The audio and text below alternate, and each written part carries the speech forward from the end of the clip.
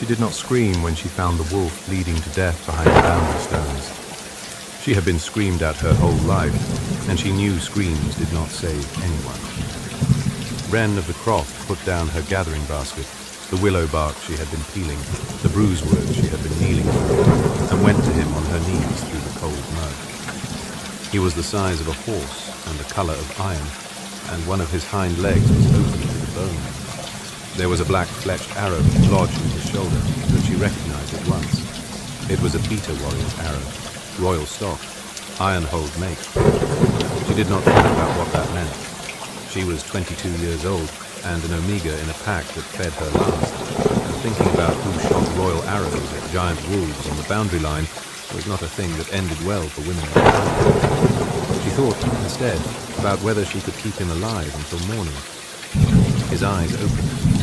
They were not wolf eyes. They were a man's eyes set in a wolf's skull, silver, tracking, intelligent, full of a fury so old it had calcified into stillness. He saw her. He saw the basket. He saw the small knife at her belt, and he did not think. "I'm not going to hurt you," she said quietly. Her voice was steady, the way she made it steady for the cottage children when the soldiers passed through the village drunk. "I'm going to take that arrow out of you. It is going to be very bad. I am sorry." The wolf closed his eyes once, slowly. Permission, or surrender. She could not tell which.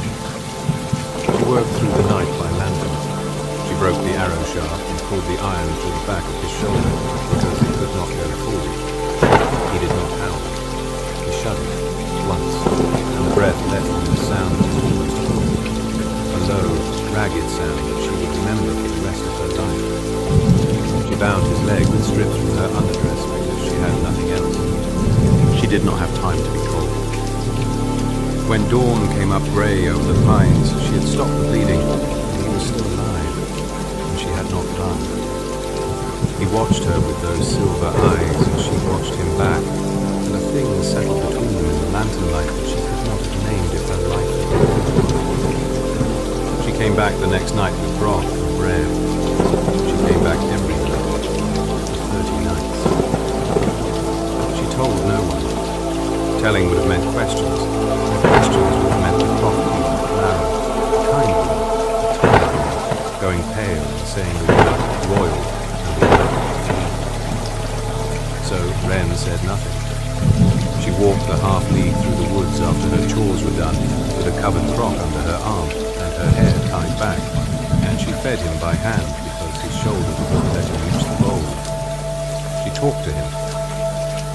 She told him about her sister, who had died of fever the winter Wren was 12, and how the pack had not sent a healer because Omegas died, and that was understood.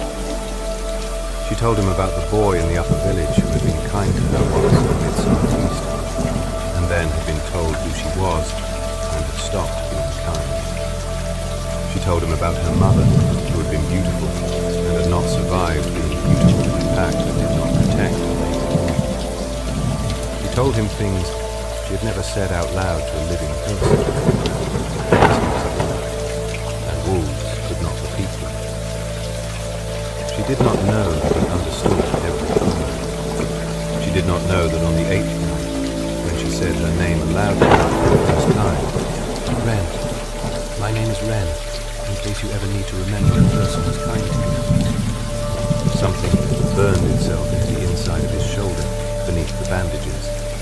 In silver script, no human eye could yet read. There was a night, the 17th, when the cold came down hard out of the north, and she was late. She had been kept to the Croft because Maren's hands had been bad that day, with the joint rod, and Wren had stayed to grind willow bark for the south, and by the time she got to the boundary stones, her lantern oil was run low, and her cloak was stiff with frost. She found him under the largest pine, curled tight against the cold, and his eyes, when she set the lantern down, were the eyes of an animal that had given up waiting. "I am sorry," she said. She knelt. She unwrapped the bread from the cloth and broke it small for him because he could not chew large pieces with his shoulder still bad.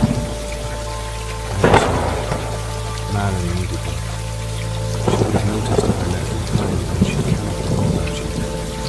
If she knew about you, she would tell the headman, and the headman would tell the warriors, and the warriors would come for you with iron, and I do not believe. I do not want them to come for you. So I had to wait until she was asleep. She fed him a piece of bread by hand.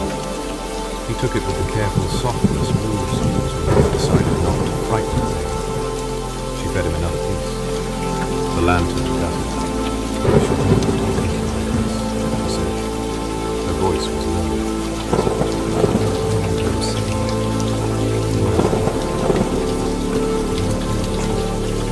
because you cannot tell me, because I have not had time to tell anything to you. She wiped her hands on her apron. She looked at me. I am afraid all the time. I am afraid of the warriors when they come through the village drunk. I am afraid of the headman's son who looks at me sideways. I am afraid of being old in a pack that does not feed her neighbors in winter when they cannot work. I am afraid that one day I will not get up. Mary will find her, and she will sigh because she expected it. That is what I am afraid of. And then I came out here and I found you lying dead. And for 30 steps as I knelt down beside you, I was not afraid of anyone. I was only afraid of you. The wolf did not move. You do not know why I am telling you that, she said. I think I am telling you because if I do not tell someone, I will start being killed again. She fed him the last of the bread. She said, I cannot do this if you die. I will do it if you die. I just cannot do it if you die. She did not know he was the king. What she also did not know, what she would not learn until she stood in his great hall reading silver script in firelight, that on the 17th night, when she fed him bread by hand and told him she was afraid and asked him not to die, the line that wrote itself into his hide ran almost the full length of his body. It was the longest line in the legend. It was the only one he ever asked her to read aloud to him, later, in the dark of his bed when he could not sleep, because he had read it so many times by himself that he wanted, just once, to hear it in her voice. She did not know he was the king. She thought he was a hunting wolf gone feral, a pack outcast, a monster the woods had grown. She loved him anyway, in the simple, uncomplicated way that the mages learn to love what cannot ask anything. She brought him broth. She changed the dresses. She did not ask the woods who he was. The woods did not tell her. On the 30th night, she came to the boundary stones, and the wolf was gone. In his place was a man. He was kneeling in the mud where the wolf had lain. He was tall, even kneeling. His shoulders were broad, and his hair was iron grey for a man who could not be more than 30. His back, his bare back in the lantern light, was covered in lines of script in a metal she had only ever seen on coronation regalia. Silver. The marks ran from his shoulder blades to his hip in neat rows, in a writing that was not any language she knew. He was reading them. He turned his head and saw her, and she saw his face for the first time. She understood three things at once. The first was that this was the man whose face was stamped on every coin she had ever held. The second was that he had been the wolf. He had been the wolf for 30 nights. The third was that he had heard every word she had said to him. She dropped the crop. It broke against a stone and broth ran into the moss. And Roderick of Ironhold, Alpha King of the Northern Reach, the wolf she had fed by hand, looked at her across the ruined supper as though he had been waiting his whole life to be looked at by a woman who did not know who he was. Red, he said. His voice was low and rusty from disuse. Sit down. She did not sit down. She took a step backward, and he saw her, and something in his face, some terrible, careful, half-built thing, collapsed. Please, he said.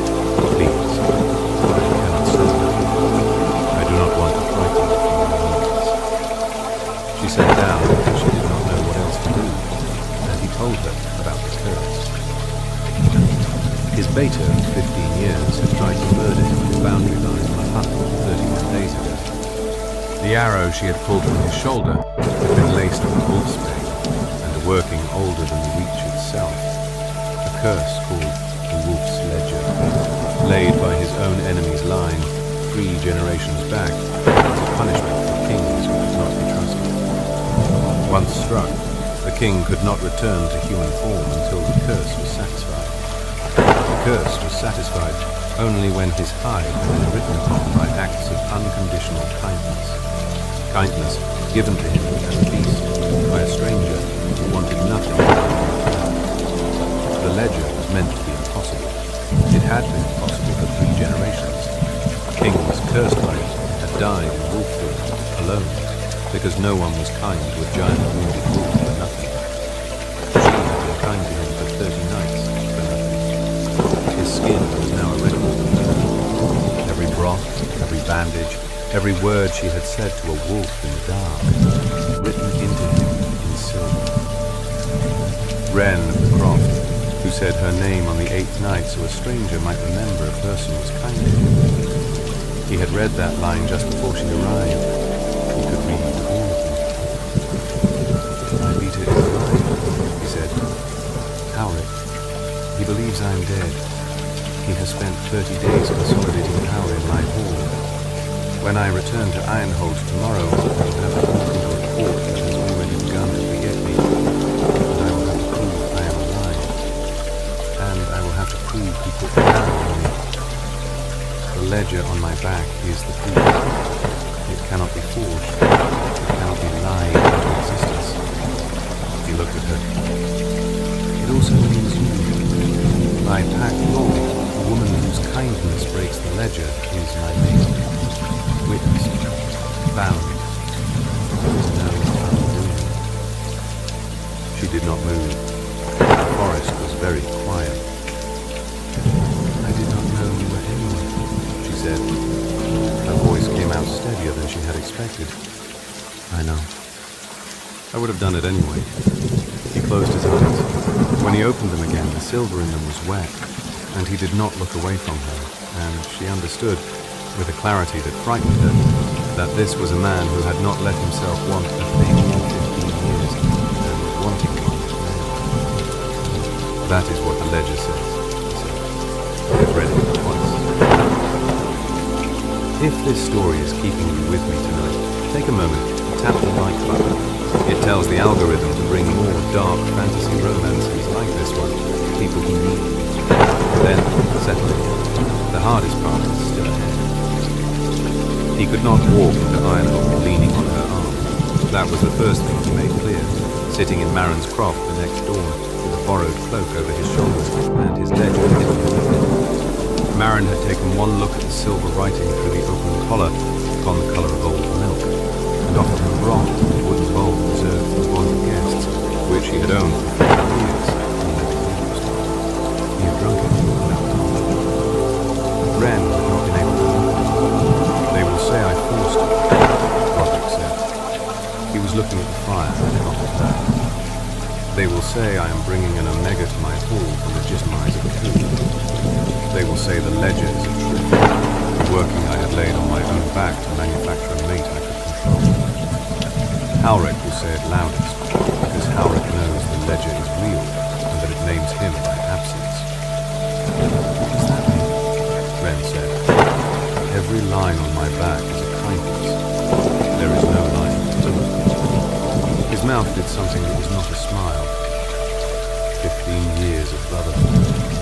He could not put one mark on me by being good to me. You did it in 8 nights without trying. She could not answer that. You will walk into the hall behind me, he said. 3 paces, like a healer, not a claimed woman. I will not put my hand on you in front of them. I will not let them see you as a thing I have brought home. He looked at her, finally. I will do this so they cannot punish you.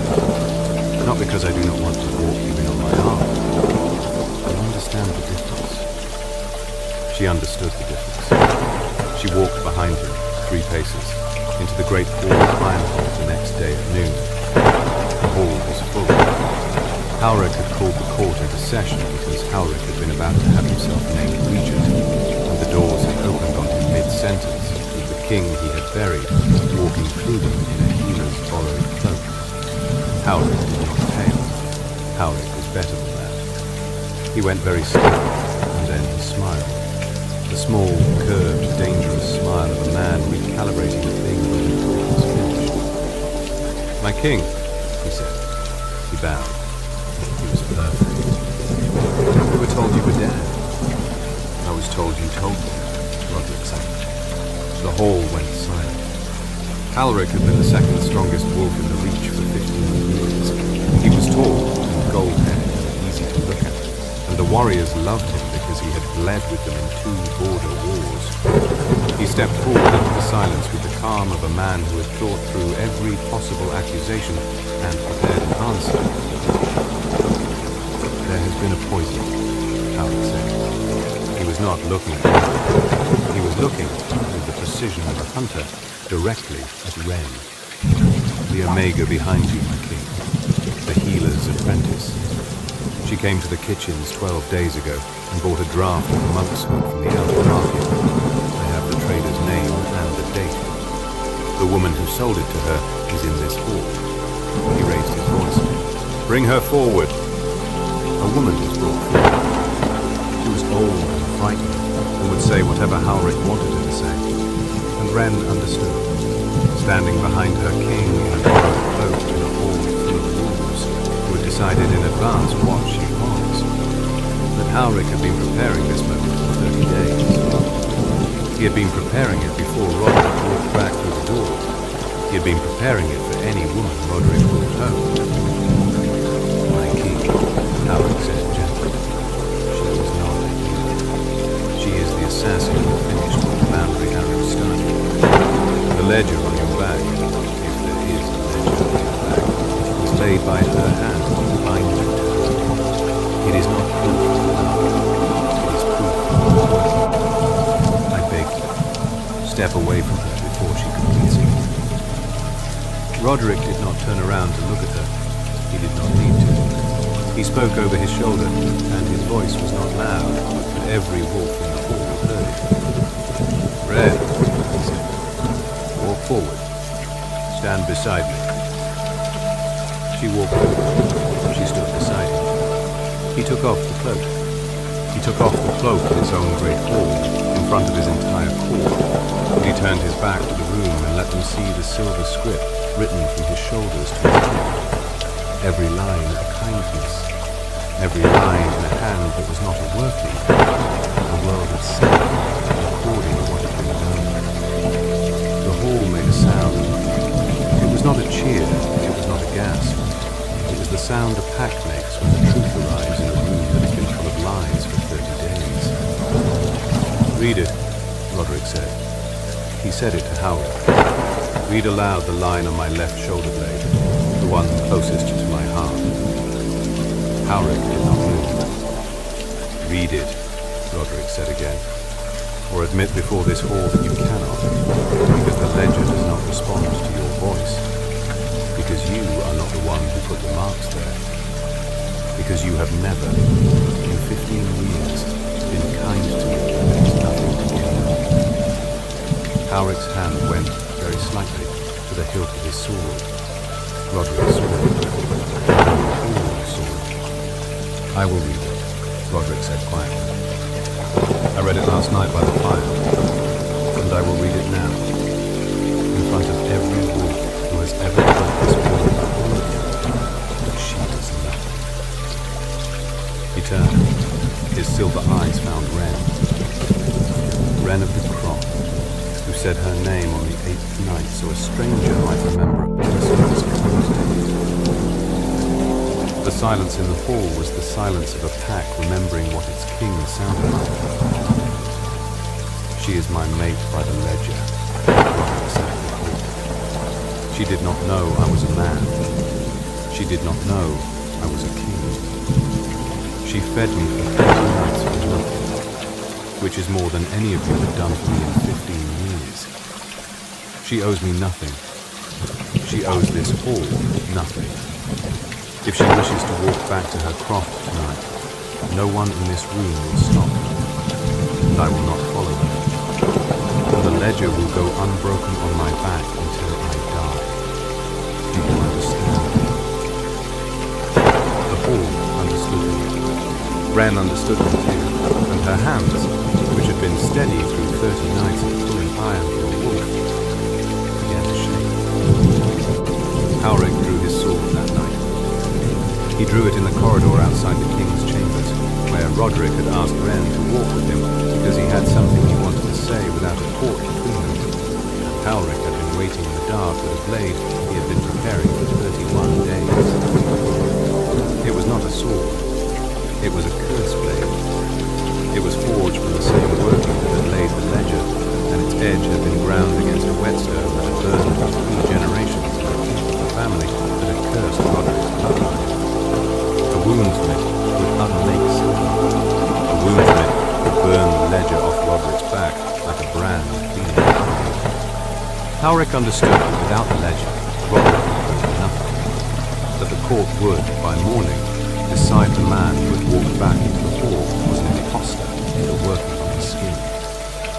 Howrick understood that he had one chance. He came at Roderick in the corridor.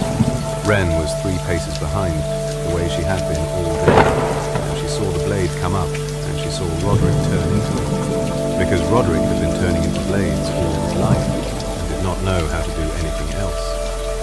She saw the curse blade go into Roderick's shoulder, into the same shoulder she had pulled the arrow from, on the same scarred place, and she saw the silver on his back begin to char. It went fast.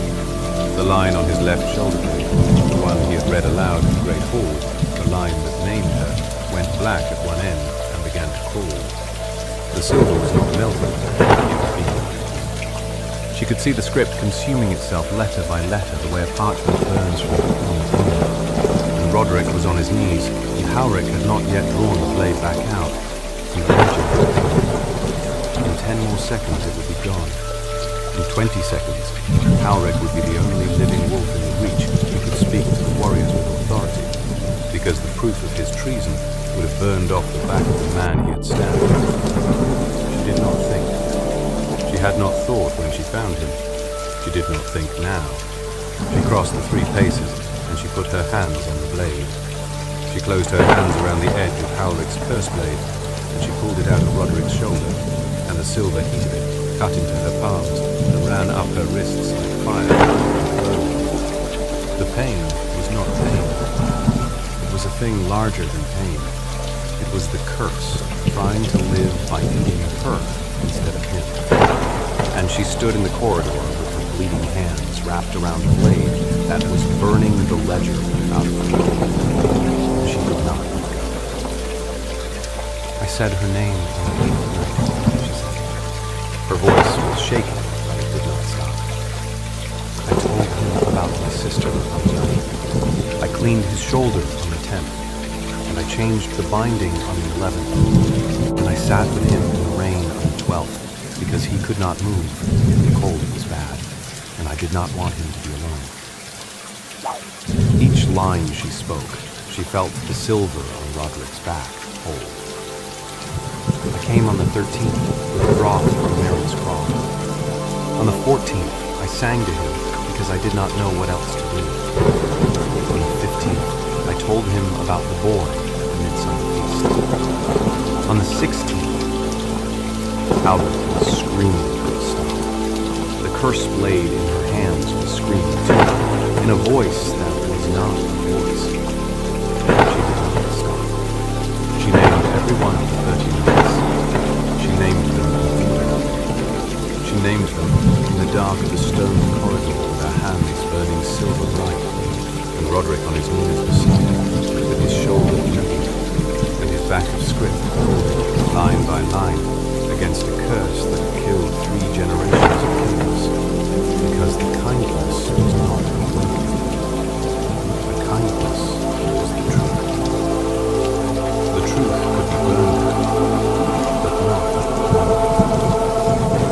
When she said the 30th night, I came and you were a man, the curse blade shattered in her hands. It went to silver dust, and the dust fell to the stones, and Howrick fell with it. He did not die. He went to his knees and stayed there, grey-faced, because the working had been bound to him too, and the breaking of it took 15 years out of the 15 seconds. Roderick's warriors took him there. They had been arriving in the corridor through the whole of the naming, and they had not interfered because not one of them had been certain, until they heard her speak, whose side of the curse was the true one. Wren's hands were ruined. She looked at them, and she could not feel them, and Roderick, on his knees, took them in his and held them as though they were the only fragile thing in the world. You should not have done that, he said. He was crying. She had not known that Alpha Kings cried. Wren, you should not have done that. I would do it again, he said. He kissed her then. He kissed her once, in the corridor, in front of his bleeding shoulder and her ruined hands, the silver dust of a curse that had ended, and what broke inside him in that kiss was not a wall, but a long-held breath, the held breath of a man who had been waiting 15 years to be loved by someone who had not been told who he was first. It was one kiss. He did not draw it out. He pulled back and said her name like a man saying a prayer, and she understood that the kiss was not the payoff. The payoff was what came next. He carried her into his hall on his arm. He did not put her behind him. He did not walk her in 3 paces back. He carried her, because her hands could not hold on. He stood her at the foot of his throne, and he turned to the court that had spent the day deciding she was an Omega assassin, and he said, "This is Wren of the Croft, who is my mate by the wolf's ledger, and by my own choice, and by every kindness she has ever done me. Any wolf in this hall who speaks against her, speaks against me. Any wolf in this hall who calls her Omega, calls her my Luna. Do you understand?" The hall understood. They knelt, every one of them. The warriors who had not interfered in the corridor knelt first, because they had heard her name for nights, and they would not unhear it. The advisors knelt because they had no choice. The old women of the kitchen knelt because they had recognized her, an Omega from the Croft, fed last her whole life. And they understood that something had been corrected in the world of the pack that day. Marin, the Croft healer, stood at the back of the hall and watched her apprentice be named Luna of the Northern Reach. She was crying. Wren had never seen Marin cry. 3 months later, the gardens of Ironhold bloomed for the first time in 15 years. The ledger on Roderick's back faded slowly through the spring, line by line, as the curse that had lived inside the silver lifted and let him go. The old marks did not vanish entirely. They settled into pale silver scars, a record of 30 nights kept on his skin, because he had asked Wren. He did not want them gone. He wanted to be able to read her in firelight for the rest of his life. Howrick was tried by the council and stripped of his name. He was sent across the southern border with nothing. No rank, no pack, no protection. The warriors who had once loved him let him go in silence. The Reach forgot his face within a year. Wren's hands healed slowly. She wore them bare. She did not hide the silver scars on her palms. She met every wolf who looked at them with the steady, unflinching gaze of a woman who had fought iron out of the king and silver out of the curse, and would not be made to feel small again. A letter arrived in the spring, brought by a frightened messenger who had ridden 3 days from the lower village. It was from the boy at the midsummer feast, the one who had stopped being kind. It was a long letter. It said many things. It asked her to forgive him, and it asked if his mother might be received at court, and it offered services Wren did not need. She read it once, in the garden, in the spring sun, and then she folded it and gave it to Roderick. "Burn it," she said. He burned it that night in the great hall fire in front of her, and he kissed the silver on her palms after, and he told her every name the ledger had given him in the order they had been written, while the kingdom outside their windows woke into a season it had forgotten how to live. So that was how an Omega girl from the croft fed a wounded wolf for 30 nights, and ended a curse 3 generations old, and walked into the hall of the king she had not known she loved, and was named Luna of the Northern Reach, by a man who could read her name in his own skin. If this story moved you tonight, I would love to know.